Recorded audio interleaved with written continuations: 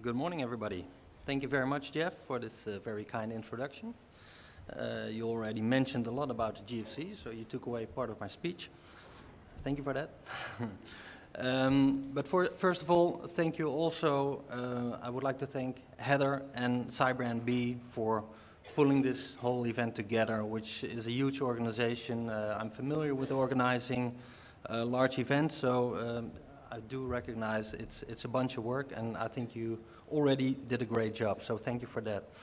And I also would like to mention that I already learned a lot today, and we haven't just started for a couple of hours, but given the presentation by Melissa of the Potomac Institute from Washington, D.C., which is also a partner of the GFC, by the way, which showed some very interesting examples on education of the youth. The NICE project by Mr. Peterson was really impressive, and I think we should have a talk afterwards how to extend this and to bring it into a more international perspective. Very interesting. What I'm about to do in the coming 35 minutes is to give you a little bit of insight on international collaboration from the GFC point of view, explaining what the GFC does and how we would like to proceed forward in the near future. Having said that, I would like to start with a short introductory video of the GFC. I hope everything works. Let me. Digitalization is transforming the world at a rapid pace. We cope with these ongoing changes and challenges by building our cyber capacities. The Global Forum on Cyber Expertise is a neutral platform that coordinates cyber capacity building initiatives. The platform consists of members from countries, international organizations, and private companies. The GFCE works pragmatic and action-oriented. GFCE members aim to identify successful policies, practices, and ideas. In doing so, they work together with partners from NGOs, the tech community, and academic institutions. This way, best practices and expertise in cyber capacity building are exchanged and multiplied to strengthen cyber capacity on a global level. Moving forward, the GFCE community continues to find smarter ways to work together, build new partnerships, establish best practices, and provide assistance at the national and global level.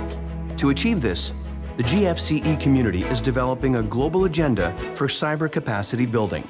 The agenda presents a shared set of principles and prioritized cyber capacity building topics.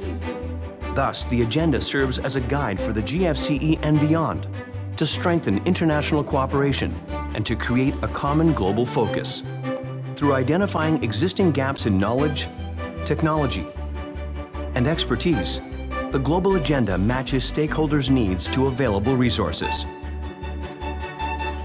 GFCE, putting principles into practice. Okay. So, that gives you a first impression about the GFC. The Global Forum on Cyber Expertise. I don't have this. I will stay here. That's fine. I was about to walk. So we were launched in 2015 at the Global Conference on Cyberspace, which was then held in The Hague. The Global Conference on Cyberspace, also known as the London Process, which started in 2010. The conference has been held, I think, 5 times now. Last one was in New Delhi in November last year, and I'll come to that in a second.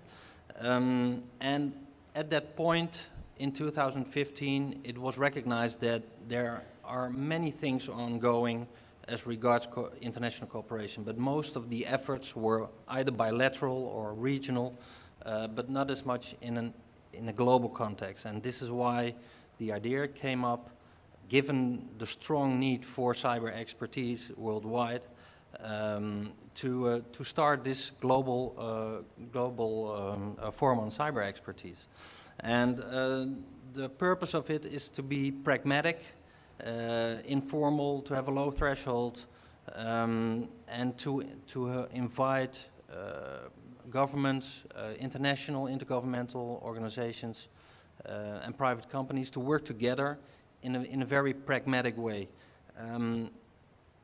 At those days, there was also, for example, the discussion at the UN from the governmental group of experts on cybersecurity.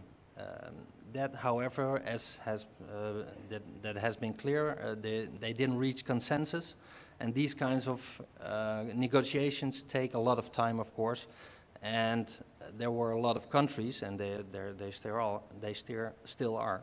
They are in need of capacities right now, and they cannot wait to reach for the UN to have a consensus. And so this was really an urgent matter at that time, and so we started off with 42 members in The Hague with the objective to identify, develop, and exchange successful policies, practices, and ideas on cyber capacity building, and to multiply these on a global level. And the working methods we use is twofold. We have a bunch of cyber capacity initiatives. This is a bottom-up process of at least 2 members who will start an initiative on a broad range of cyber topics. It ranges from awareness raising to the general public, how to build a national CERT.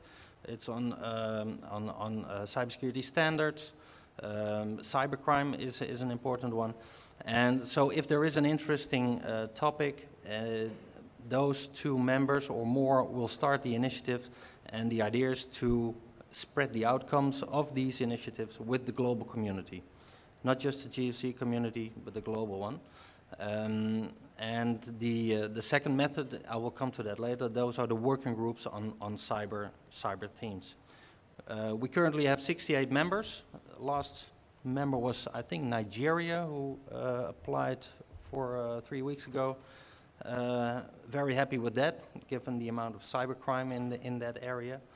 And they are really keen to, for example, their focus in Nigeria is on cybercrime, how to train their law enforcement officers, how to train the magistrates, how to deal with cyber evidence. This is really an important issue, of course. Then on the structure, the GFC Secretariat, it was kindly offered by the Dutch government to host this in The Hague for a period of 4 years. So I'm seconded from the Ministry of Security and Justice at the moment. But the Secretariat is not Dutch. It's for the whole, for all of the members. And so we not only, because a lot of people think GFC is a Dutch thing, this is not true. The Secretariat is for all the members. That's important to notice. Then what it's all about. It's about cyber capacity building. We all know, of course, that cyber offers a lot of opportunities worldwide, both in social and economic perspective. But at the same time, it's a bit of a cliche, but it's certainly true that these developments come with new challenges.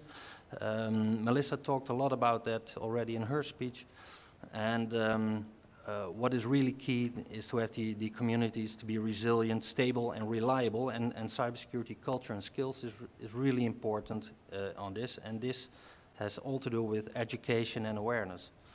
And it's really important to note that cybersecurity and development, they are not alternatives.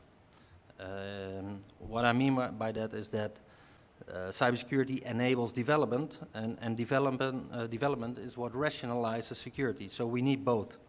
And we need a holistic approach on all cyber topics.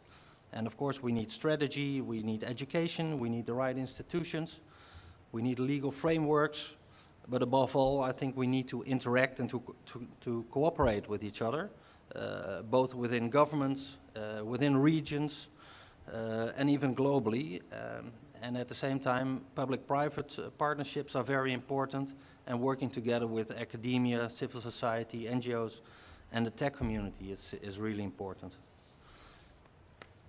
So what we have done so far since we started in 2015, we started building the network. We, as I mentioned, we started with 42 members. We are now 68.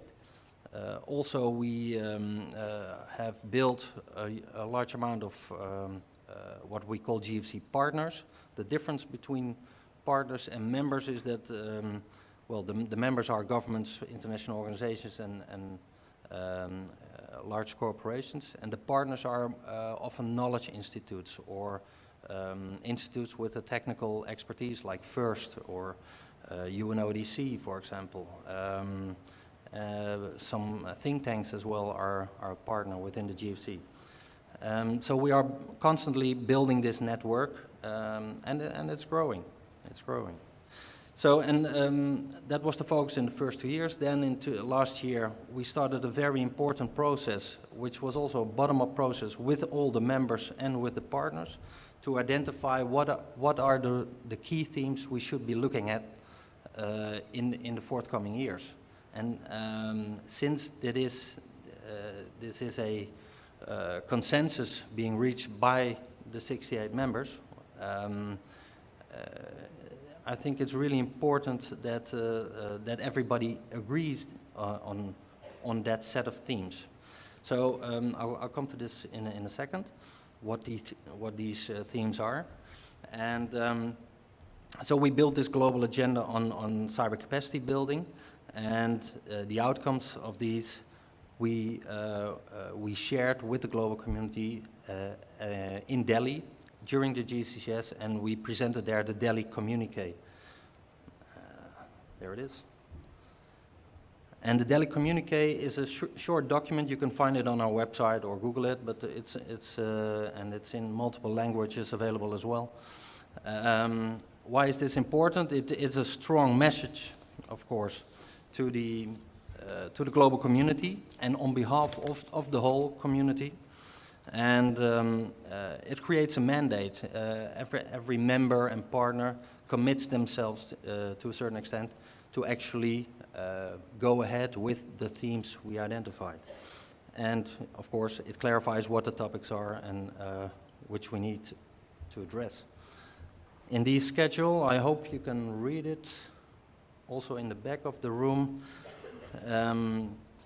is that we have identified 5 themes. Cybersecurity policy and strategy. B is incident management and critical information protection. C is cybercrime. D, very important for the room here, cybersecurity culture and skills. And the last one is security standards. And coming to D, the cybersecurity culture and skills, so we divided it in awareness and education and training. And there it is. And what is important here is talking about security culture and skills is that it was recognized by our members, by our community, to develop a skilled cybersecurity workforce, that it was recognized that there's a growing need for this, and that nations should respond to the threats and adapt to change in technology, and nations should leverage expertise from governments, academia, non-profit organizations, and the private sector to generate, for example, to define, train, certify a workforce with the cybersecurity skills employers need. And the global community should aim to provide best practices, tools, and materials for cybersecurity programs. Cybersecurity education can be improved by the development of dedicated cybersecurity curricula, education and awareness training materials, streamlining the applicability of degrees and mutual recognition of certifications. And the third bullet is on training, not as much on education, and this refers to knowledge and competences acquired after primary, secondary, and higher education. Training focuses on achieving and maintaining specific skills that should be developed and applied practically to improve performance, sustainability, and/or productivity. and shared training and education materials are preferably licensed through Creative Commons to facilitate translation and adaptation to the local needs of nations. So that's very ambitious, of course. The next step we are taking, not only on the theme of cyber education, but on all the themes we identified, we are starting working groups. And as you can see to the right, we start off these working groups as of next month. 23 parties, governments, they're all members or partners from the GFC, and they all have their needs or their input. And what we're trying to do is to strengthen the international cooperation, of course, and what's very important, to develop a common focus and a shared set of ambition. This should really be the outcome by bringing together these members. And later this year in September, we will have our annual meeting in Singapore, and there we will present the progress report, and hopefully we can already present then this shared set of ambitions. This is a schedule on the working group process. To the left, you see what the Secretariat has done, some pre-work, interviewing, surveys, etc., some analysis. Then you see the working groups A to G. What is interesting is below the working groups, this is the Cyber Capacity Building Knowledge Portal group. This is a group of knowledge institutes who will together are the editors of a portal we will have in place soon. There is already a portal available through our cooperation with Oxford University. It's online already, but we would like to broaden this, so we made the group of editors broader. And what you can see, there's a little blue cloud below. It's covering the portal, and within this cloud we invite specialists from academia, civil society, NGOs who are involved in cyber capacity building, who do have relevant expertise, to join this, to join our knowledge network. And we are building this, and it's growing quite fast. And at the same time, there is an interaction between the members in the working group, of course, but also with this knowledge group in the working groups. So it is a complete process where we try to have everybody on board. To conclude, we have, if you're visiting our website, I can recommend to subscribe to our Global Cyber Expertise magazine. It is a magazine. It's we present it 1 or 2 times a year, which is a co-effort of Organization of American States, the GFC, the European Union, and the African Union, and we have ASEAN on board as well, and it's a rotating editorship, and it's very interesting on a broad range of cyber topics, what's going on around the world. So, ladies and gentlemen, this would conclude my presentation. Thank you very much for your attention, and if there are any questions, please let me know. Thank you.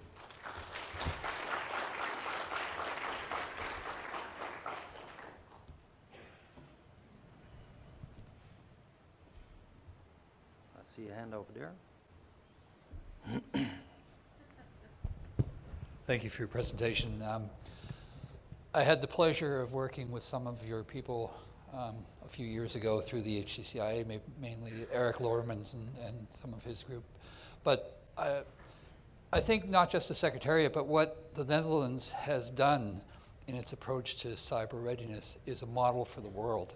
And I've watched it and thought, this was the best managed national process I've ever seen in our industry. And I'm kind of wondering, how did you do it? Like, was it a sense of political will? Was it industry-driven? Who were the parents of this? And whoever it is, it was brilliant to start with, and they've managed it so well. I'm just kind of wondering, where did the initiative come from? Did it come from above or from below? I'm not sure, to be honest, because I wasn't around at that time. I was involved in civil aviation security at that time. But what I do know, is because that was in the same organization, is that it took the Netherlands, I think, 18 or 20 months to organize this global conference on cyberspace in The Hague. So that it gave us a lot of time to think about things, what is needed, what should we focus on, etc.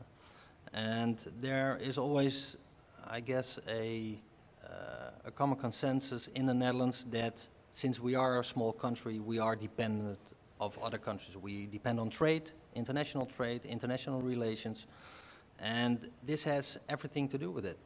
Because if we are dependent in the digital world, on the outside world, we need to have them on board. We need to raise the resilience of other countries and organizations. So there's a benefit to all in that sense. And I think we recognize this very good, being very much internationally orientated. So I think it comes from there. It also has a lot maybe to do with a focus of our foreign ministry, who have a specific focus also on human rights issues, which is also important to address. And at the same time, you have several ministries, of course, dealing with cyber issues, and they should work together. They should coordinate their efforts. So security and justice is on the incident response, and foreign affairs on cyber diplomacy. We could have the Ministry of Social Affairs working on education and awareness, etc. So I think it comes from there.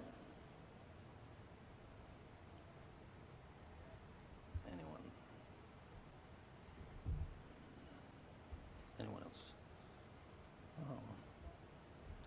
Yeah. Sir.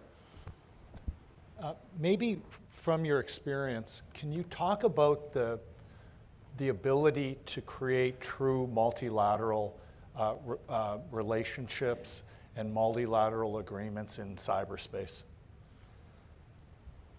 Well, we try to stay away a little bit from those multilateral agreements, in the sense that we would like to have a pragmatic approach to it, and to keep it that way.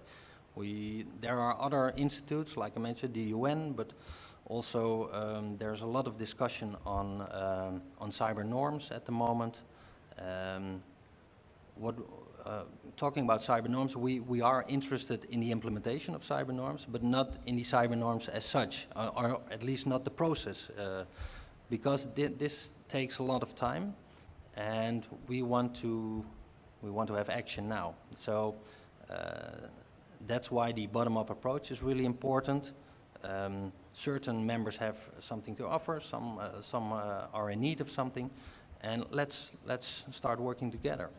And for example, on cybercrime, you have the Council of Europe. They have the GLACY Plus program and they do an incredible job worldwide on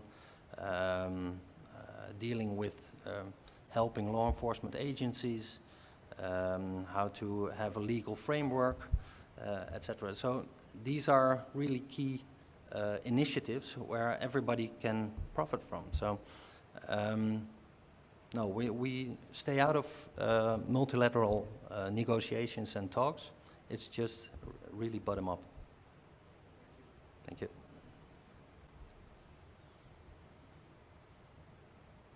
I don't see any hands anymore. Well, it gives us more time for networking, which is one of the key things of conferences, of course. No? Okay. Thank you very much, ladies and gentlemen, and enjoy the rest of the conference.